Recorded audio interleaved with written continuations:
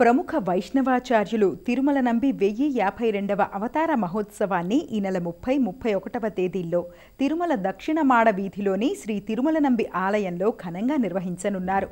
ఇందులో భాగంగా తిరుమల నంబి ఆలయంలో 16 మంది ప్రముఖ పండితులు తిరుమల నంబి జీవిత చరిత్రపై ఉపన్యసించనున్నారు.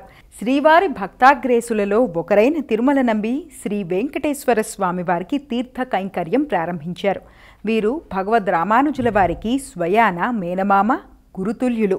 వీరు రామానుజుల వారికి రామాయణ పఠనం చేశారని పురాణాల ద్వారా తెలుస్తోంది. ఆచార్య పురుషుడుగా ప్రసిద్ధిగాంచిన తిరుమల నంబికి సంబంధించిన ఒక కథ ప్రచారంలో ఉంది.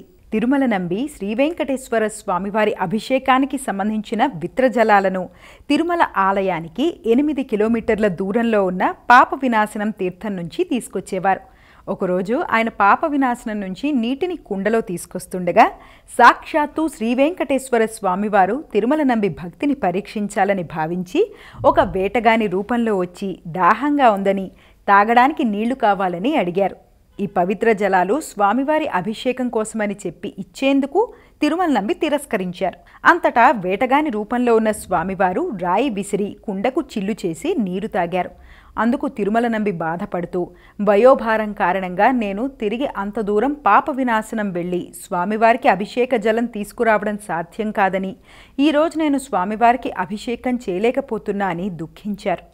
అంతలో వేటగాని రూపంలో ఉన్న స్వామివారు, చింతించకు తాత, నేను నీ పూజకు తప్పకుండా సహాయం చేస్తా అని తెలిపి తన చేతిలోని విల్లును ఆకాశంలోనికి ఎక్కుపెట్టి బాణం వదిలారు. వెంటనే వినీలాకాశం నుండి ఉరుకుతూ నీటిధార భూమికొచ్చింది. ఇకపై ఈ జలాన్నే నా అభిషేకానికి వినియోగించు అని చెప్పి ఆ వేటగాని రూపంలో ఉన్న స్వామివారు అదృశ్యమయ్యారు. అప్పుడు తిరుమల నంబి సాక్షాత్తు స్వామివారే బాలుని రూపంలో ప్రత్యక్షమయ్యారని గ్రహించారు. ఆనాటి నుంచి నేటి వరకు ఈ తీర్థాన్నే స్వామివారి అభిషేకానికి వినియోగిస్తున్నారు.